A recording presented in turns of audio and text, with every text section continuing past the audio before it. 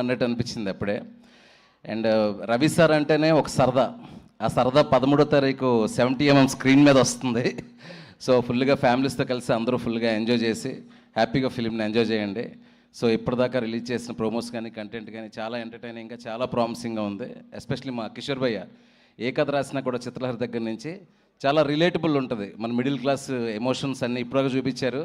ఇందులో కొంచెం ఫన్ చాలా సూపర్గా వర్కౌట్ చేసినట్టున్నాడు మా భయ్య. చాలా చాలా సర్ప్రైజ్లు కూడా దాచారు కదా భయ్య. ఏదో ప్రీ క్లైమాక్స్లో ఒక సర్ప్రైజ్ థియేటర్ని ఊపేస్తుందని చెప్తున్నారు అందరూ. అండ్ నేను కూడా eagerly waiting. And very close well wishes ద్వారా సినిమా చాలా చాలా బాగా వచ్చిందని నేను I'm so happy for full unit. And especially the beautiful actress Ashika and Dimple గారు, all the best and you look so beautiful.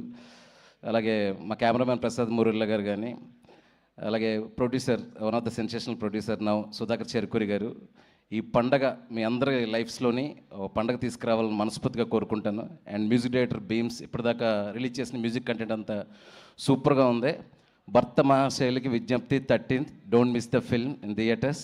Thank you so much Ravana, thank you so much everyone, thank you.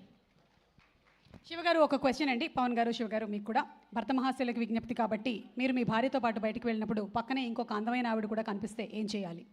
అంటే మాట్లాడొచ్చా, మాట్లాడకూడదా, ఏం చెప్పాలి?